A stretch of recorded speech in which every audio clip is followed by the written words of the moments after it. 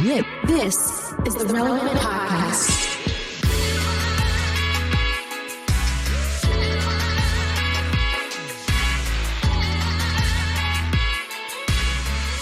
It's episode 1182, and it's the Relevant Podcast here in Orlando. I'm your host, Cameron Strang, and joining me from Loverland, Virginia, is Jesse Carey. Hello, hello.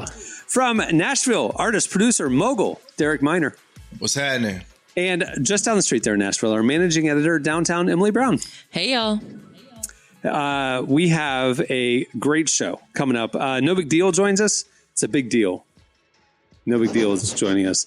Yeah, I wonder how that joke has never been used ever. No one has ever thought of that one. I was going to say, but when you decide as an artist to go in that direction, you have to be. Well, his name is prepared Dylan, so Dill, D-Y-L. Yeah, but even so, it's like you have to be prepared for a lot of who's on first situations that you're going to run into. You know what I mean? Yeah. It's like, the old thing of a band calling themselves like free pizza tonight or whatever, just so that's all up on the marquee, I feel like he's got to know he's setting people up for who's on first type of jokes here. It's a big deal. Oh, absolutely. That's why I changed my name to Derek Miner, because I sound like an accountant. You know what I'm saying? Like you can't come up with any jokes with Derek Miner. You just blew the mind of your fan base who thought your name was Derek Miner and did not know that it was a stage name. No, I'm actually, Miner is junior, so I'm a junior. Actually, my dad was so mad when I changed my name to Derek Miner. He's like, "Who is Miner?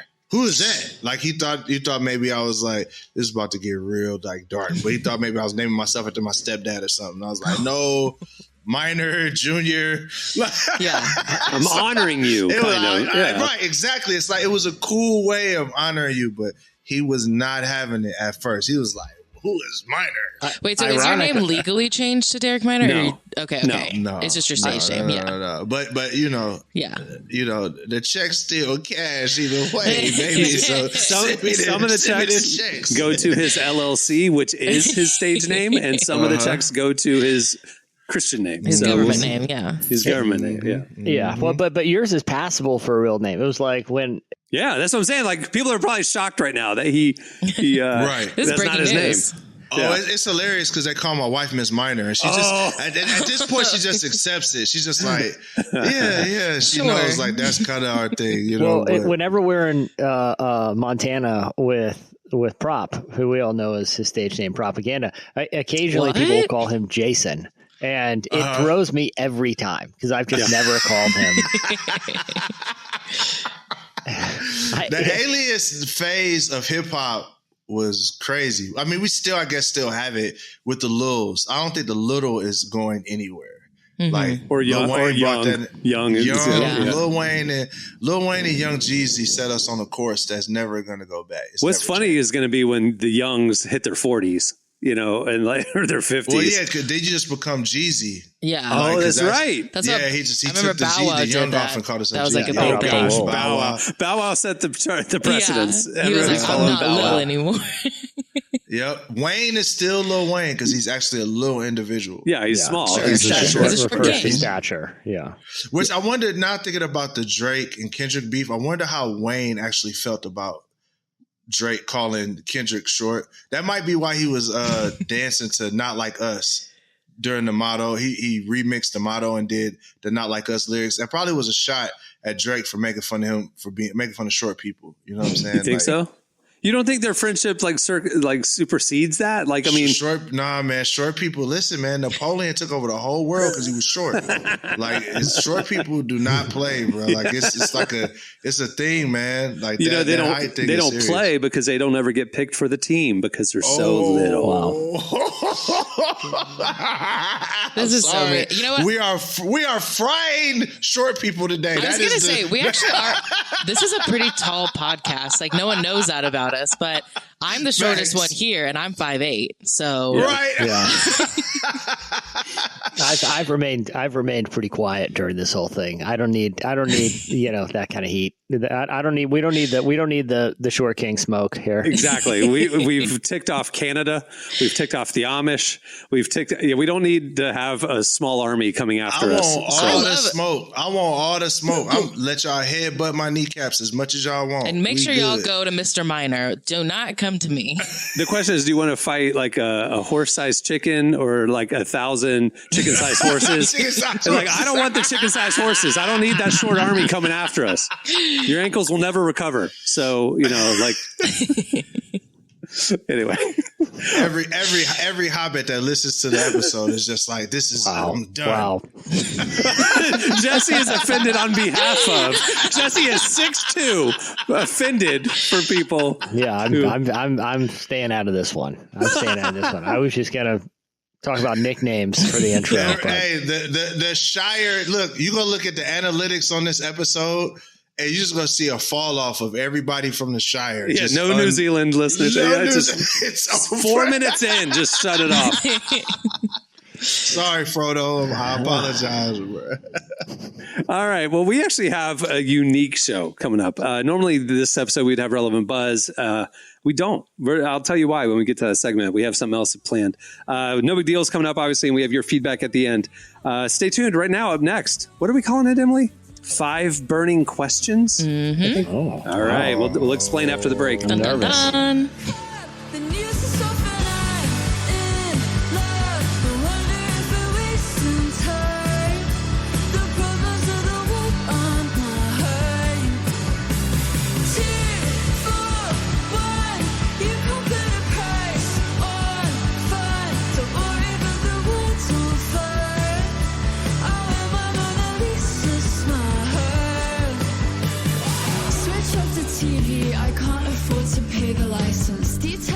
You're listening to Chloe Slater. The song is Price on Fun.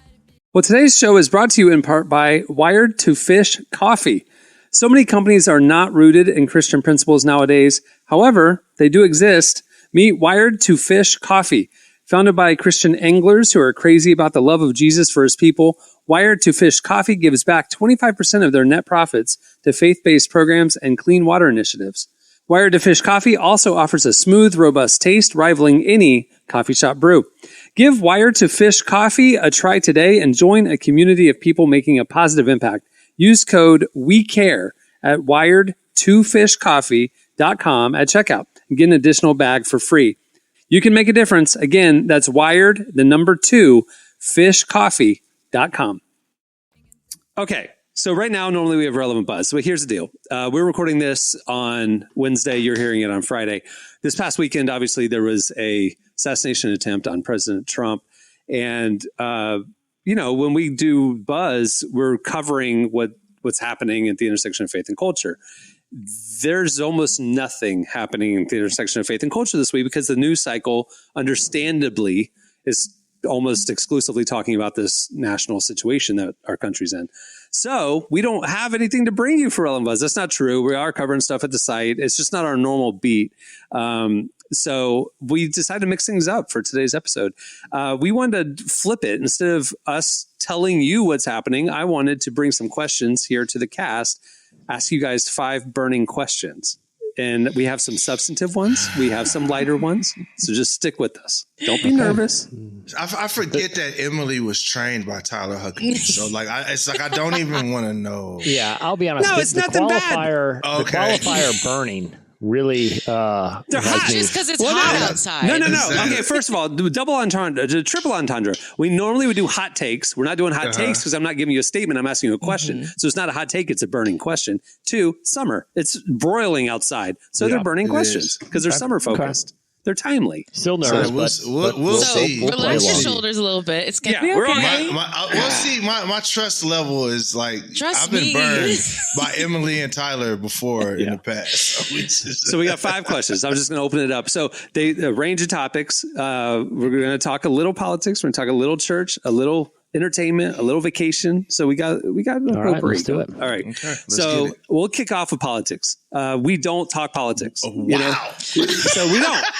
We'll kick off with politics. It's crazy. Hey, this is the reason why we're not doing Relevant Buzz is because of what's happening in the political space. Right, Extreme partisanship, the vitriol, Did the I miss something, negativity. by the way? I'm confused. What's going on? So, it got us a lot of people talking about politics these last few days. And I, as a brand, we've not really delved into politics because there's a whole lot of things that Christians disagree on. I mean, frankly, and there's certain things that in our faith and our belief and our worldview, we want to hold with a closed fist. These are non-negotiables, but there's a whole lot of stuff that we need to hold with an open hand that are a little bit more negotiable, and politics would fall in that category for me. Yeah. So I didn't want to talk as a brand about policy and stuff like that. Let's zoom out and talk about bigger things. What did Jesus talk about?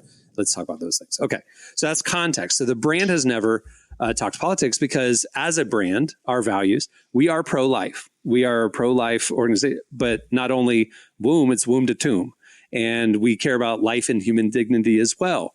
And when we talk about that, which is what we think Jesus was about, the poor, the least of these, the innocent, the vulnerable, as Christians, how does that play out in politics? Well, you have issues on both sides of the parties on both sides, the platforms that we agree with some of what they're standing for, and we disagree with some of what they're standing for.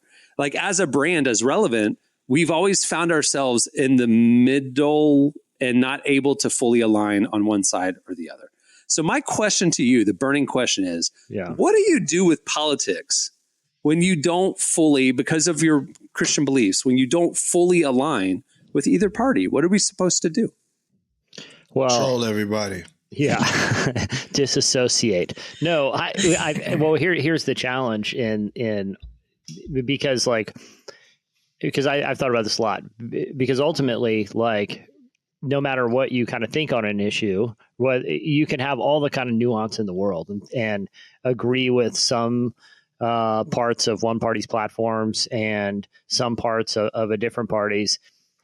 Just the nature of our two-party system is you have to make a very binary choice, but I think the key is not being defined by a political part. When we think about the word identity politics, a lot of people identify as, with a party. I am a Republican. I am a Democrat, or I guess you could have people that identify with third parties, but generally, there's some personal identification with those parties. And I think that's where things get a little dicey, because when your identity gets wrapped into something, anything that is that challenges that is a personal, not necessarily attack, but it challenges you personally in a way that isn't, I don't think, ideologically constructive. And I think, just identifying as a Christian, before you identify, or not even having an identification other than for I guess voting in a primary or for, practical reasons, but not having your identity tied up into a political party, I think is really, really critical, because there is going to be no perfect policy and no perfect party that represents a collection of policies. I think you have to kind of vote with what you think will result in the most good. But I always like the idea of no matter who you're voting for, you should always hold your nose and vote, because it's I'm going to make the call knowing that this isn't a perfect solution and my personal identity isn't tied to it. I think also so I've only voted in 2 elections, but they've been tough ones. And I haven't been thrilled about either candidate, or any candidate that I've ever had to vote for. But at the end of the day, if I can go to sleep and know whether or not my candidate wins or loses, I'm okay with that choice. I think that's something that I have to tell myself is I have to answer to myself and God one day. I can't vote for someone because someone else wants me to. I need to vote for who I think needs to be that person. And if that's a third party and someone thinks that I'm wasting my vote, but if that's what feels right to me, I think you have to be okay with that. And you have to be able to stand and feel comfortable with that decision for the next 4 years. Even, I don't know, I think I think trying to not listen to what other people are telling you to do and what you have to do, and realizing that when you get into the voting booth, it's up to you. I think the issue becomes when we try to proselytize people to our side and try to make it a moral issue as far as which way you vote. Because I know what Jesse said earlier is when he's like to identify as a Christian first, and it's like, but then some people would say if you identify as a Christian, you have to identify as this party. So I just think it's just being able to just say, you know what, I'm going to hold this with a more loose hand. So that's what I had to do over the past 4 or 5 years is begin to hold politics with a much more loose hand, because I can't really control even what the politicians do after we vote them in office. Like you may vote a person in on one platform and they may not do anything that has to do with your platform. Yeah, they made promises that they don't keep in office. Exactly. Yeah. So then now you feel betrayed by your guy, right? And then you're mad and you want to tear something up. You know what I'm saying? So I just think it's just really me focusing more. What God has really blessed me, what's worked for me lately to do is just to focus on what I can control. And I can't control that, what we have, but what I can control is how I treat people on a day-to-day basis and how I move within the system to better improve it. Just to move on to something else, but like a thought I've had is like, okay, if I don't agree with either party fully, I need to zoom out and look at the person, the candidate. Like, is this a person who I feel speaks the truth as best they can, even if I disagree with some of their opinions? Is it somebody who treats others the way they would want to be treated? They believe in the golden rule. They are, a uniter, not a divider. I think about things like that. Like, even if I don't agree with some of your party's policies, do I feel like when push comes to shove, you're going to be self-serving, or do I feel like you're going to be thinking about the greater good? That to me is like, you have to kind of almost like remove party from who the person is, who the candidate is. Anyway. Hey, real quick. Yeah, this is all great. Before we go, can I add one burning question to the mix? Please. Because I have one that is fire hot that I need some answers for. We don't have to do it right now, but before we close you know this what? out. You need to do it right now because I have a plan for the rest of them. So go ahead. All right. I'm going to throw do your insertion burning question. I'm going to throw a curveball here. I came across a verse the other day in scripture reading. Cameron, do you have your phone on you? I'm going to get you to read the verse. I do. Okay. Pull up Mark 14, 51, 52.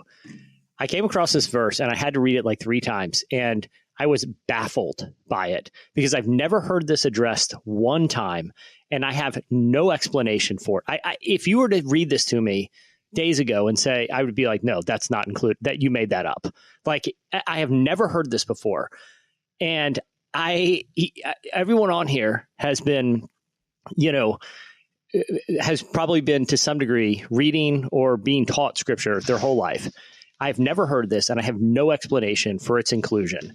To set the stage, this is right after Jesus was arrested and was being brought before the Sanhedrin. So he'd just been arrested, and he's Cameron. What happened after his arrest, according to this verse? To the point of Jesus being arrested, and the betrayer, Judas signals the one I kiss. It's that part. We all heard this story. We all know that, and you guys seen The Chosen. I guarantee you, this was not included. And then right after the I'm going to kiss him kind of thing, then Jesus said, "Am I leading a rebellion that you've come out with swords and clubs to capture me?" You know the scene. Okay. Verse 51. A young man. I mean, this is right after Jesus is getting arrested. And I've never heard this one time until I stumbled on it the other day. Yeah. The scriptures must be full. And then everyone deserted him and fled. 51. A young man wearing nothing but a linen garment was following Jesus. When they seized him, he fled naked, leaving his garment behind. Next verse. Like, what in the world? You're right. They just leave that meatball dangling. Right. Like, well, hold on. Wait. Hold on. Let's back up before. I want to hear the Sanhedrin part. This is very critical. Who was this guy, and why did you choose to include him and not give us any more information? There's all these disciples. There's all these disciples. There's all these. This is my favorite part of the Gospels. Back up, Mark. Back up. Hold on. I'm going to stop you there. Why is Mark obsessed with this young man naked running away? Why did he start streaking, bro?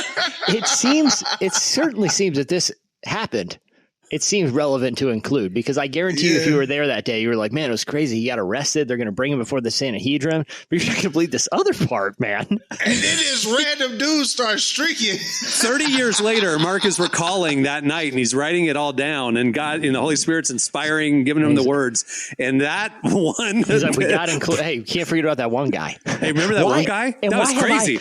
And I've seen so many passion plays. Why is this guy not in there? He's just in the background.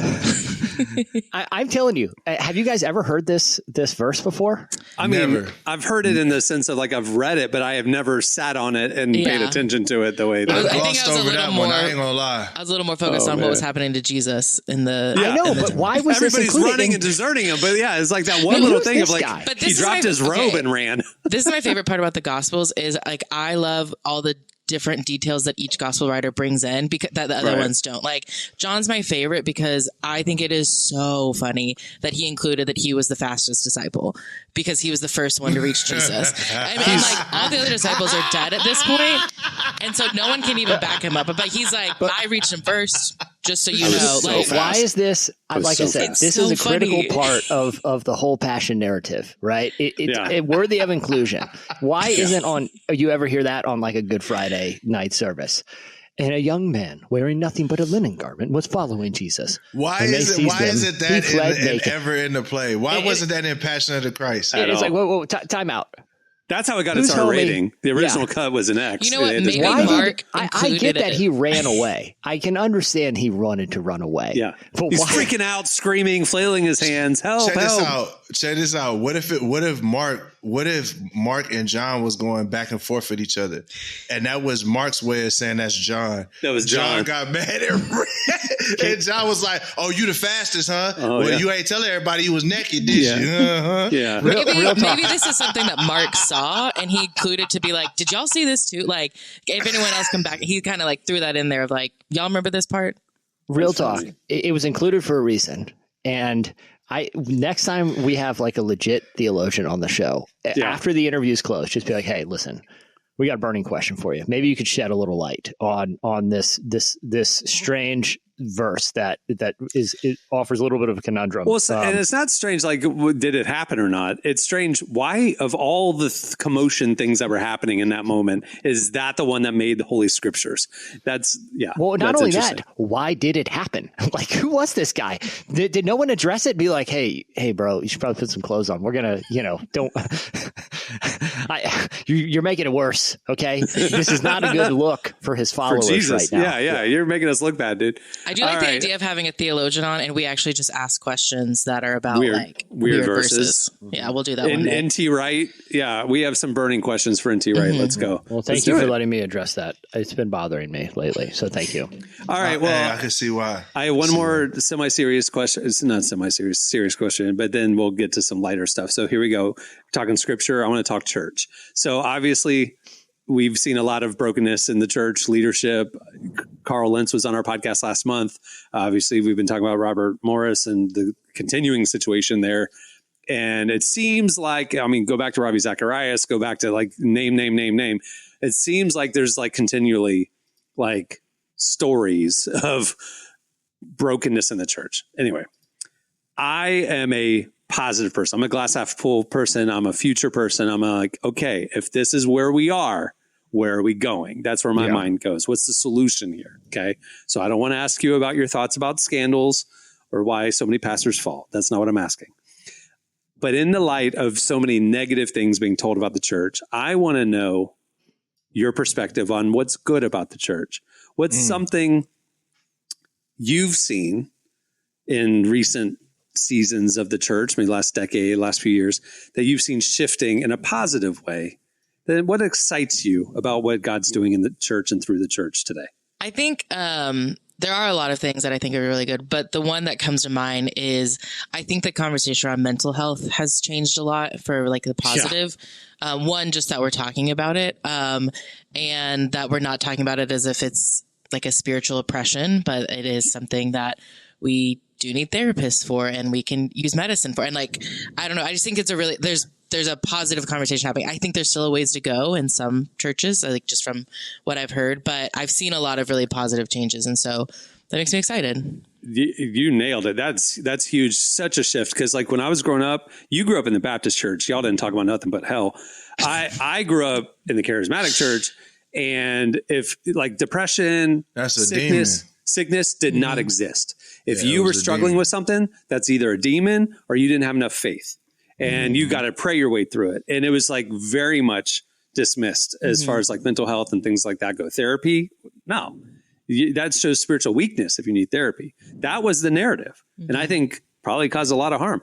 I am agreeing with you fully that the openness and the transparency that is in the church now and is growing in the church about it's spiritual and chemical or generational or, whatever. Like it's a multi-pronged thing, not just spiritual. I think that is such a positive shift. That's a great one to highlight.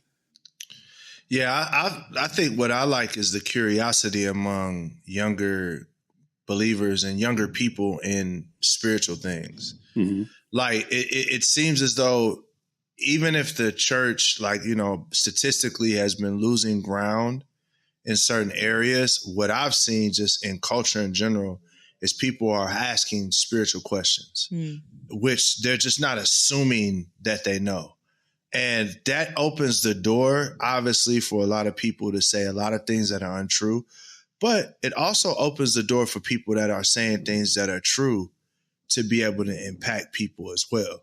So I see that as a great opportunity for me. I mean, as I look at it, I'm like, man, these kids are prime. They want to know. They want to know more about God.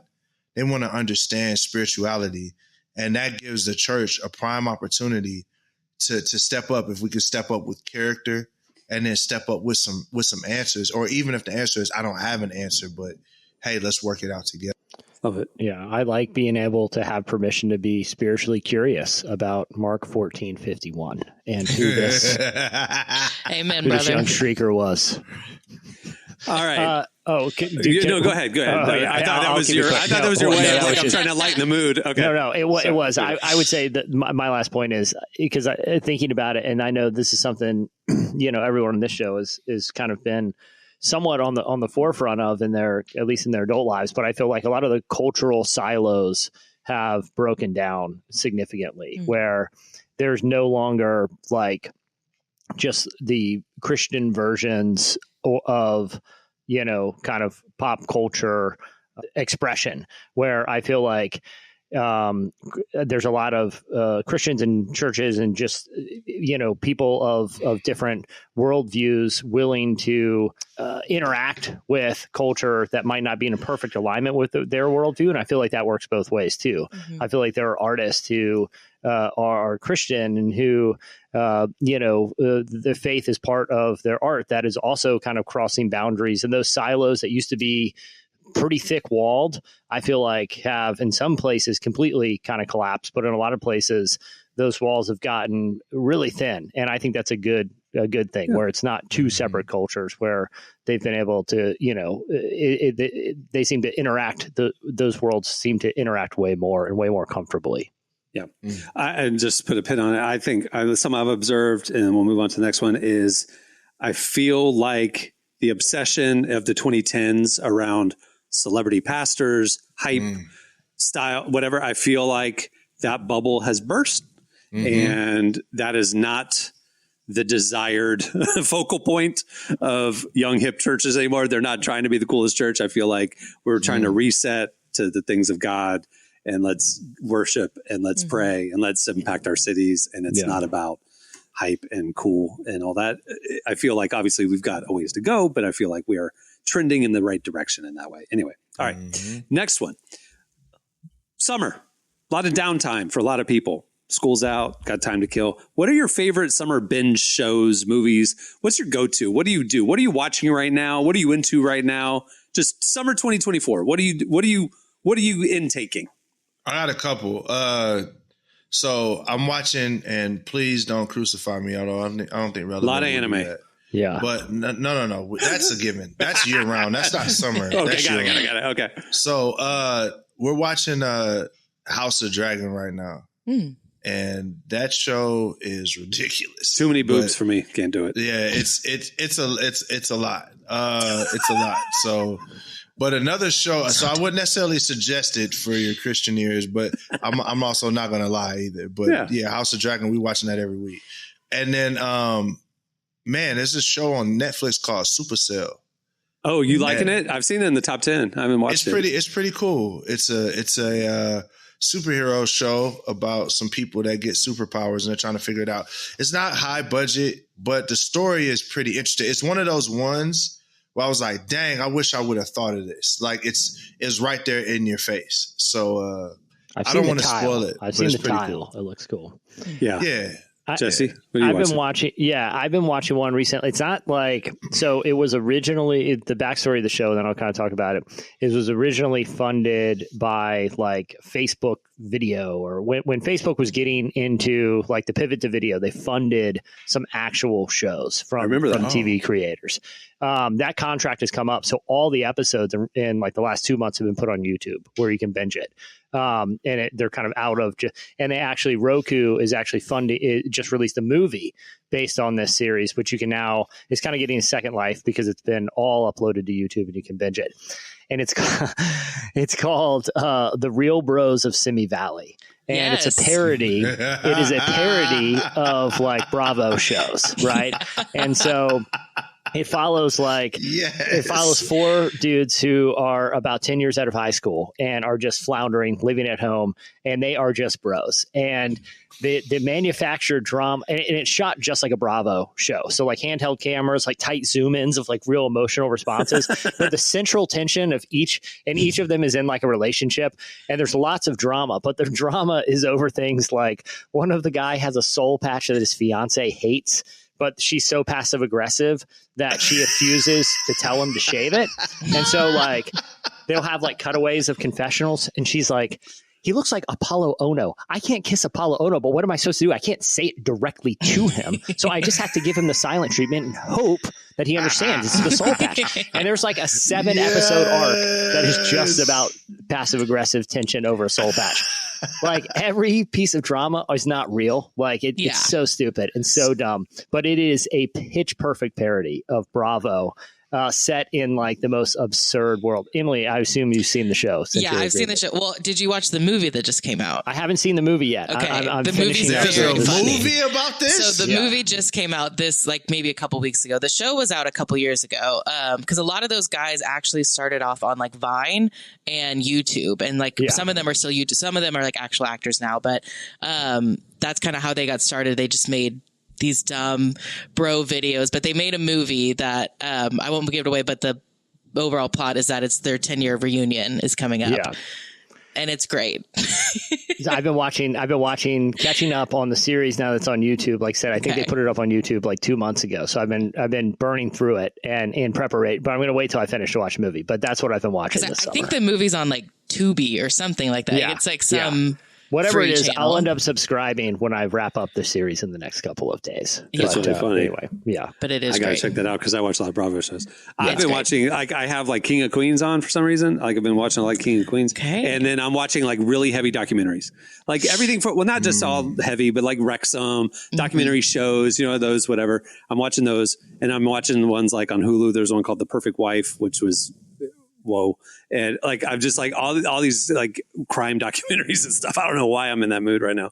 But there's 2 dramas. Like I just rewatched Your Honor, which is huge on Netflix right now. I watched that originally on Showtime, but that's amazing. I just finished that.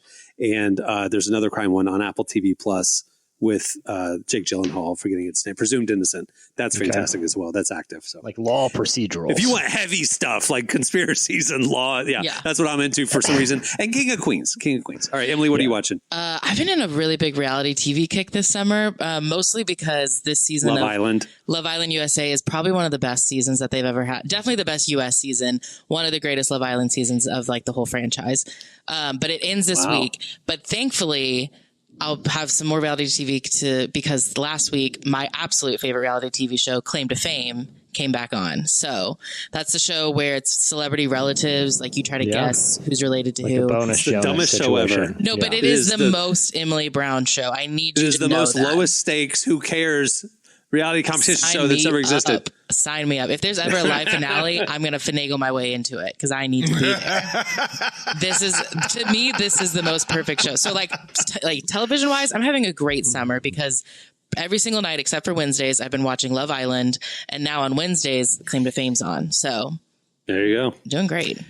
You are literally the other night. I'm on deadline. I'm working till like midnight. And she's like, hey, I'm really sorry about that for you. I'm going to have a great night. There's a new episode of Love Island and there's a new blah, blah. And I'm like, thanks. I'll be thinking of you while I'm editing. Anyway. All right. Real quick. What's the best summer vacation you've ever had? I'm just curious. Co and I go to the mountains every summer. I love it. I look forward to it all year long. We go to Montana every year. I look forward to that all year long. What's the best summer vacation memory you have? For the first one that comes to mind is the first time I went to France when I was 17. I went with my high school. My people from my high school. And it was just, I was 17, which you can drink when you're 16 there.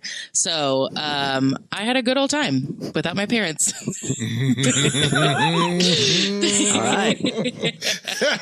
Understood. And I'll leave it at that. Do you remember your trip to Paris is what I'm trying to say. I will say I have a really, I really only drink wine like when I drink, but I'm really bougie about it because the first time I ever had alcohol was on a French vineyard, like in the south of France. So I was born to be bougie and I love it. I love it about myself.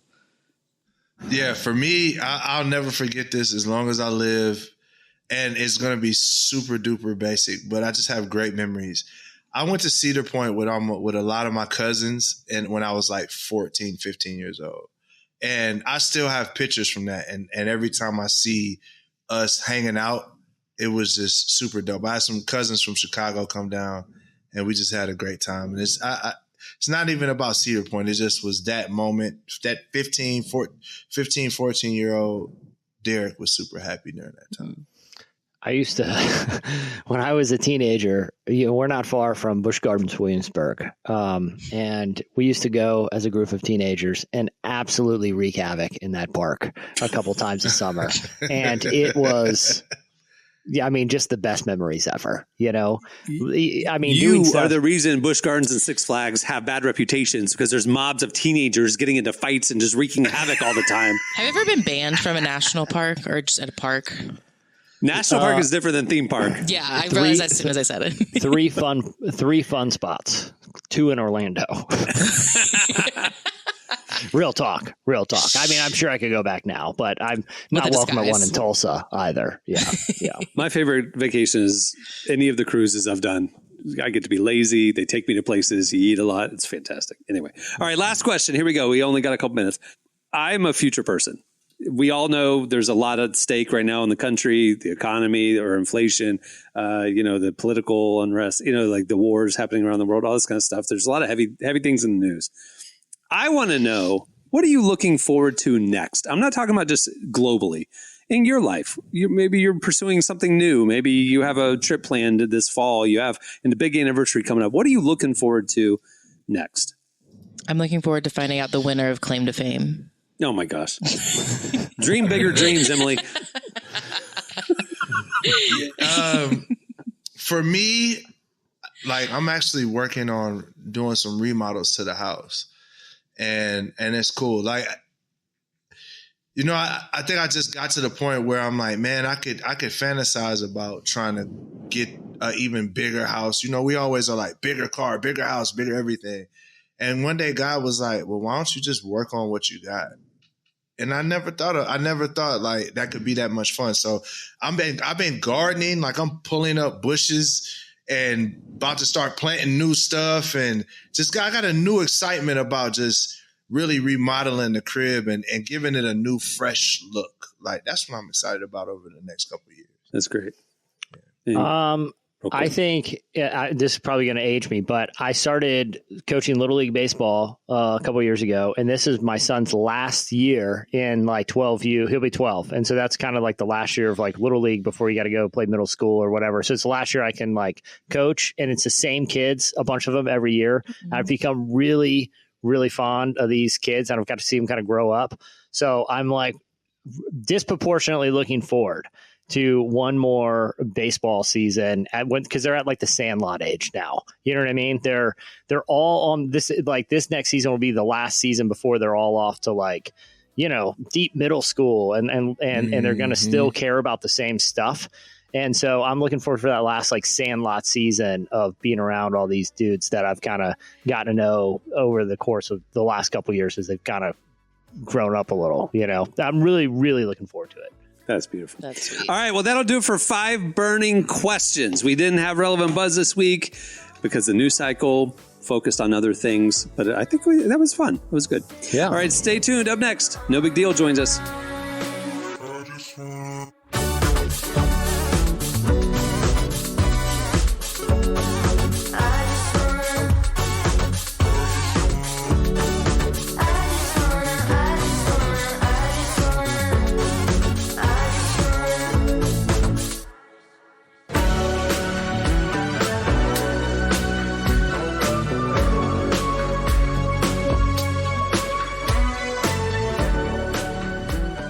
You're listening to Collie. The song is I Just Wanna. Well, today's show is brought to you in part by American Prophet. In this new novel, Peter begins to have dreams of major events just before they happen. As his dreams come true, he attracts followers as well as skeptics. Conspiracy theories and violent threats force Peter to the open road, driving him deep into the heart of a divided nation. American Prophet by Jeff Fulmer is on sale now at Amazon, Audible, and iTunes. Go check out American Prophet by Jeff Fulmer today. Well, no big deal, but our guest today is No Big Deal. Sorry. He's one of our favorite Christian hip-hop artists and just released his brand new album, The People We Become. We talked to him about why he needed a little extra time creating this project and how it's his most autobiographical album yet. Here's our conversation with No Big Deal.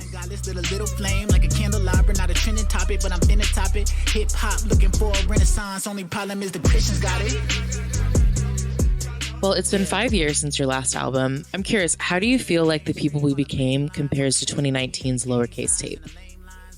Yeah, I haven't even really thought about them in comparison to each other. They're just so different. This one is very intensely personal and in some ways autobiographical, but it also brings in stories of relationships and friendships and different perspectives of how people see the world. And it's much more kind of like bringing people into those stories to see where they connect and where they can experience healing and understanding and God's love from. So it's, the last project, Lowercase Tape, was it was actually kind of like introducing my audience to who I am as an artist and how I grew up and how a lot of people like me grew up in what I think is an underrepresented subculture of people minorities and specifically Black people raised in the rural South, especially in Christian culture. So that was a whole different thing than The People We Became, So I think each album has a very specific purpose and launching point. And that's one of the reasons that, we were talking about, I think it's a disservice to your fans and to the artists themselves if you just take a bunch of songs that you've put out and call it an album, because that's a chance to really go deeper and really explore concepts and themes.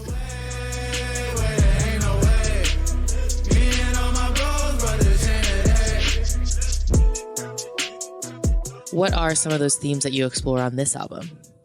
There's kind of a lot of themes that go on it, but the overarching thing is people are dynamic. We're not one way. And a lot of times the person that you are in 2020 is not the person that you are in 2024. And then in another way, you are the same person throughout those whole times. So, in the intro, it talks about there being an idea, a philosophical idea that we become many different people throughout our lifetime. And that's just kind of like how time goes. And sometimes, and we're just along for the ride, essentially. Like sometimes we like the person we see in the mirror and sometimes we're not. And then it says there's a better idea that we become like what we contemplate or what we constantly gaze at. We fall in love with what we constantly gaze at. So it's kind of like a survey of going through that period of, man, I love who I am in the mirror today. I hate who I am in the mirror today, and kind of giving examples of how that plays out in life. And then the realization that the more that we gaze at God, we spend time with him and his beauty, the more that we're conformed to his beauty, we become people of love, as he is love himself. And that's like the consistent thread throughout our lives if we lean into that and if we enter into that. The church, God on my heart, pain on my mind, sanctification is taking its time. Faith feeling weak when temptations arise. I've been in sin since the day I arrived. Spirit is willing, but flesh is so weak. Life is a vapor, the air is divine. Wonder why Adam took apple from Eve. Yeah, you get very real and honest on a lot of these songs. Truthfully, I can't recall many albums that go from talking about faith to addiction to global wars to panic attacks. Why did you want to write music about all of those different topics? Mm-hmm. Yeah, I think it's I think that's the autobiographical part. Is like the album is what it would sound like to be in these private conversations, and even these conversations had with God in solitude for 5 years, you know? So I think part of the breadth of the album is just because of how many situations and emotions and prayers and conversations with people a person will have over 5 years. It should be like a lot of different entry points, you know, into the conversation, if you're trying to bring people into that world. So I think, yeah, you hear like about my first panic attack and, like you said, like just the, like, yeah, wars and poverty and the fight to see the image of God in people who we consider enemies, you know, all different types of things that I've experienced over the last 5 years. And it's not really just about, I say autobiographical because that's kind of the lens that the art came through, but it's really about how we are all like, we all have those stories. And when we kind of show our hand and communicate our story, then we find a lot of different connection points with people in whether it's a conversation or it's an album. My cash app, no more lies. I won't hide my attachments. Now I confide in the light everlasting. God woke me up. Come to the one when you need love. More than a shoulder to lean on. Gave him my heart for the freedom. Everything feel empty without you. I really like the idea that these are private conversations. Do you ever get nervous about the potential backlash from fans when you wade into a difficult or maybe a taboo topic? I don't really get nervous about it. No, I might. Yeah, a lot of times I'll show it to my close friends or my community and see if there's something that I could say in a different way or a way that's more helpful. But I actually think I feel really comfortable in that vulnerability because, especially now, like the more you do that as an artist, you'll build a fan base of people who are looking for that and who need that vulnerability, and that helps them heal and it helps them in their real life. And so I think at this point, since that's been a consistent theme, my fans are very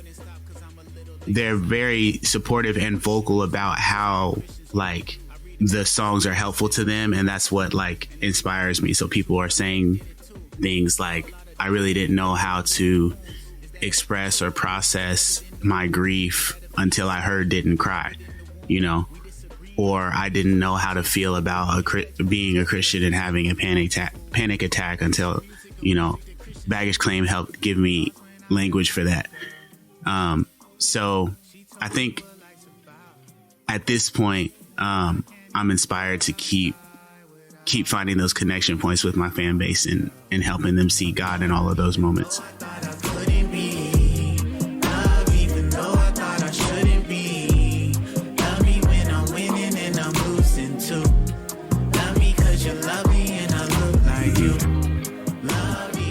We mentioned that your fans were able to connect to a lot of these songs. What were you hoping people took away from this project when you released it? Yes, I wanted people to see how close and near and loving God is, regardless of the situations that we're going through. And that because we're experiencing deep pain, either internally or externally, or we're experiencing great joy and gratitude and euphoria, like God is near us and is with us. Emmanuel, he's God with us in all of that. And the only thing that keeps us from seeing him or experiencing those things with him is ourselves, is like getting in the way, is not believing that, and not including him in those moments. And then another thing is that I put loved at the end of the project after Odin kind of opens up that question of we just want something other than fear and monotony. We just want to be loved. That God does love us, and the love is not earned, and it's not based on our performance. It's not based on like self-improvement or us being worthy or us figuring out how to navigate our emotions or situations perfectly. In Loved, I say the lyric is, you love me because you're lovely and I look like you. So he loves us because he is love himself, and he created us in his image, and that's it. Like, that's it. So when I'm having a panic attack in the middle of, being in the middle of the airport, or I'm doubting and denying him like Peter, or I'm struggling against unhealthy coping mechanisms and all of that, God is with me and God loves me. And if I can focus on that and gaze at that, then I will become more like him, and I will leave those things that are harming me and hindering me. Love me when I'm winning and I'm losing too. Love me 'cause you love me and I look like you.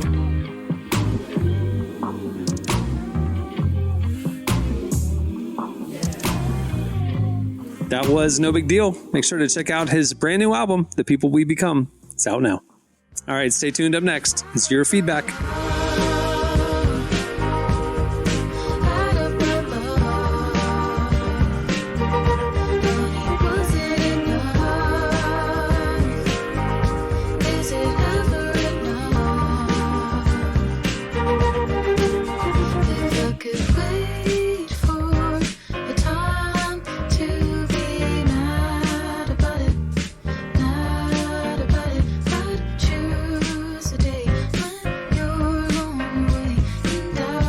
You're listening to Claro. The song is Add Up My Love. You'll still get zero. Well, today's show is brought to you in part by World Vision. We all subscribe to a lot of services that make our lives easier and more entertaining. But as followers of Jesus, we should want to seek first the kingdom of God in all areas of life, including our spending. That's why I'm so excited about a new kind of subscription through World Vision. Not one for myself, but for others. It's called Believers for World Change. And when you sign up, you're joining a community of change makers working to help end extreme poverty around the world and here at home. World Vision is a Christian humanitarian organization that works with children, families, and communities to reach their God-given potential, focusing on things like gender equality, spiritual nurture, and access to clean water, education, job training, and healthcare, so the entire picture of poverty can be addressed. Let's subscribe to something new together. Subscribe to World Change today at worldvision.org. Again, that's worldvision.org. Okay, it's time for your feedback. Last week, Jesse was talking about, it was July 4th episode. He was talking about the most American things ever. If there was a Mount Rushmore of American things, Mount Rushmore would be on it, but so So would hot dogs, jet skis. So we asked you to round out the top 10 list that Jesse started of the most American things ever. You hit us up on X at Relevant Podcast. Here's a few of our favorite replies. I want to read two and then I'll pass it along. One is making a list about America. That is a very American thing. Epic Chris 3 said that. That's great. That's great. And then that's great. And then Kendall said, how has no one said bald eagle? Very true. And I know, Cameron, your father in particular, having spent some time with him, it's a bald eagle to him is not just a symbol. It's a fashion statement and it's a piece of home decor. Dude, they have those like big wood blocks that people like carve with like chainsaws or logs or whatever. My parents, like they had a river house, like a country house years ago. And in the foyer of it, you walked in and there was this huge carving out of one of those things, like a chainsaw carving of a big bald eagle. I mean, this thing was like 6 or 7 feet tall. And I was asking him the other day, whatever happened to that? Like when you sold the house, what did you do with that massive bald eagle? And he goes, it's in my home office. He took it home. He loves this thing. And I'm like, I was making fun of him. I don't know why they love eagles so much. Anyway. Hey, I mean, I didn't know that they're apex predators, man. So I'm not mad at it. They're apex predators for sure. Yeah. I see Sir Lemming has one of my least favorite things in America, which is casseroles. Yeah. Casseroles is the most American thing. It is a very American thing, though. It has to be. It's a very American thing, and it's one of my least favorite things in America. What about there's so many casseroles that aren't too soupy, Jesse. Bro, literally from the Caucasian variety. I'm like, listen, white folks, y'all have come up with some excellent inventions, but casseroles is not one of them. Jesse's thinking of green bean casserole in particular. It's just soggy, wet green beans. They all get like that. They sit out long enough. Trust me. Anna Kipps said the mullet haircut. And there's everyone in Nashville has it, and it never looks good, man. I'm telling you right now, it's not good look. What part of Nashville are you in? Are you kidding me? I see it everywhere, Derek. Do you? It's in the hipster East Nashville, and it's also in the honky tonk downtown Nashville. It's gone hipster to country. I don't go to either side. Yeah. So unfortunately, I end up there, and I am disgusted every time. Yeah. Antioch, we don't have mullets in Antioch. Okay, I'll come to Antioch then. Justin said beer bellies. Beer bellies. That should be on the American top 10. That does feel American, yeah. NASCAR for sure. Yeah. Daniel Clardy said Top Gun Maverick, and I want to know, is the original Top Gun included or just Top Gun Maverick? Because they put specifically Maverick. I mean, I think the original had volleyball, which is kind of an international sport. This one, it's football. Yeah, beach You're football. So right. Beach football. That's more American. Yeah. All right. Well, there's more where that came from. If you want to check out our replies, it's time for this week's editorial question of the week. So normally we ask you for your feedback, but we're going to continue something that we did on this episode. We did 5 burning questions. We want to know your burning questions. Why don't you send in some burning questions that you want the staff to answer on a future episode, and we will do that either next week or the week after. So hit us up on X at Relevant Podcast and send in your 5 burning questions, and we will read our favorites on the show. Nervous. Well, before we wrap things up, I want to thank No Big Deal for joining us today. Make sure to check out his brand new album, The People We Become. It is available wherever you get your music. Also, make sure to check out the new issue of Relevant, issue 115. Letitia Wright is on the cover. We got a crazy conversation with Carl Lentz. We have local natives, Colony House, Judah and the Lion, a bunch of great artists, a bunch of great interviews. It is available for free. You can just click the magazine tab right there at relevantmagazine.com and read it. And if you want the digital magazine experience, though, you can sign up for Relevant Plus. We have a beautiful digital interactive edition that is part of Relevant Plus, as well as ad-free unlimited reading at relevantmagazine.com, an ad-free version of this podcast and more. Plans start as low as $250 a month, and it is the best way to experience our content. Check it out. You can just find all the info right there at the website. All right, on that note, we'll wrap it up. I'm Cameron Strang. I'm Jesse Carey. I'm Derek Miner. I'm Emily Brown. We'll see you on Tuesday. Have a great weekend, everyone.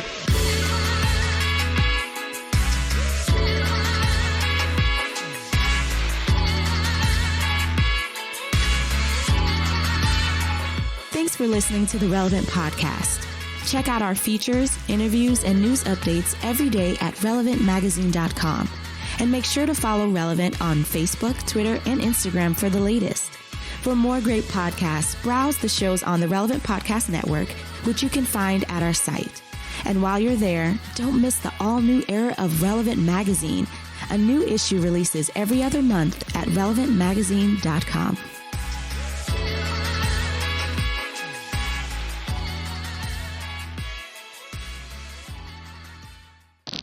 I'm staying out of this one. Relevant Podcast Network.